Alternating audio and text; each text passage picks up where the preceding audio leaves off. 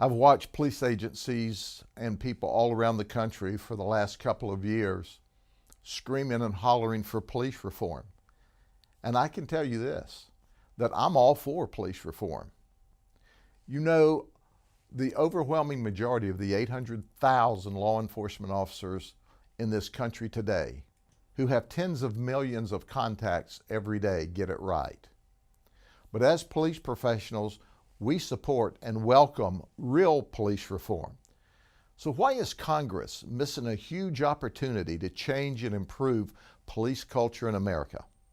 The current federal police reform bill includes a laundry list of fragmented proposals designed to create political talking points, not a genuine attempt to fix problems where they exist in our industry.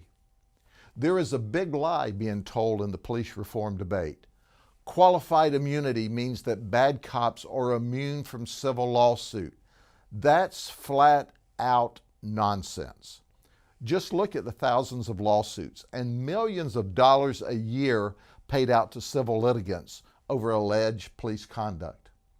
Qualified immunity simply means that if a law enforcement officer is doing his or her job the right way, following their agency policies and following the law, the officer is not civilly liable in a federal civil rights case for their well-intended actions that were objectively reasonable.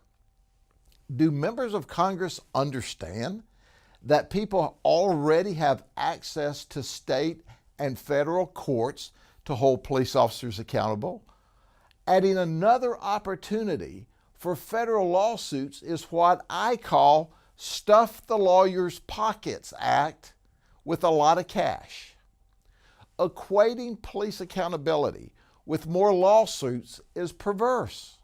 Blasting the door wide open for more lawsuits will only bankrupt cities and counties, penalize taxpayers, and do nothing to change poor police conduct. The qualified immunity fake solution some in Congress are proposing does nothing to change bad police culture or to provide a roadmap to improve police conduct and community relations. Add another layer of federal lawsuits and you will find even more police officers leaving the profession and many others afraid to do their job. The result is evident.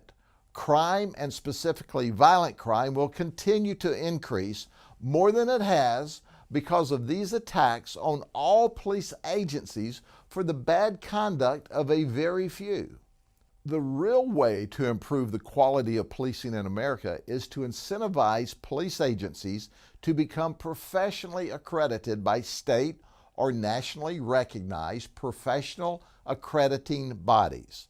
I'm not talking about one-size-fits-all set of mandates created by a federal agency under the influence of whatever political party is in power in the White House and then forcing it on local and state agencies.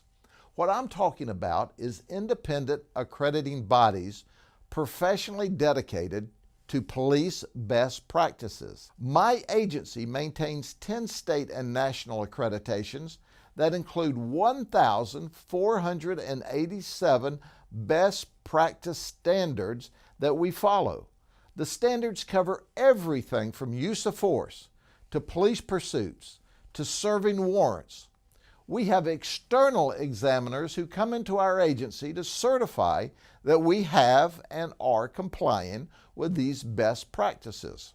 When our agency started the accreditation process way back in 1993, our existing policies were a mishmash of legacy rules that were developed over many years of trial and error.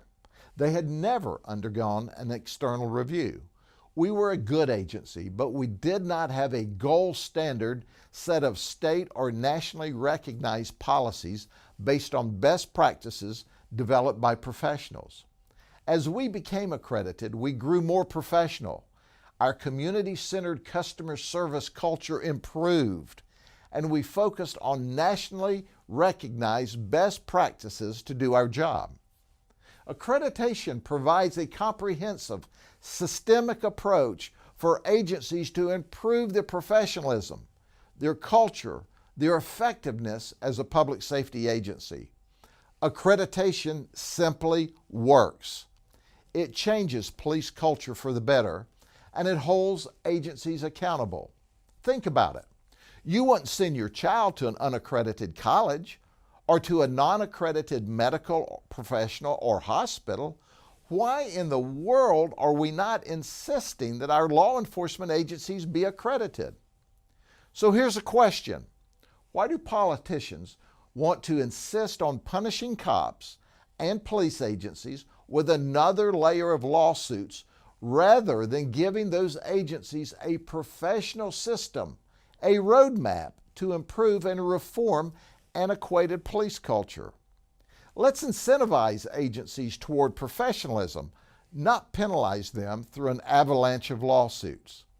I ask our federal lawmakers to forget about politics and talking points and work together with communities across our great nation to focus on something that had a proven positive effect on the quality of policing in America: professional police accreditation. When we all join together, when we ensure our agencies are accredited, that's what works. I guarantee it.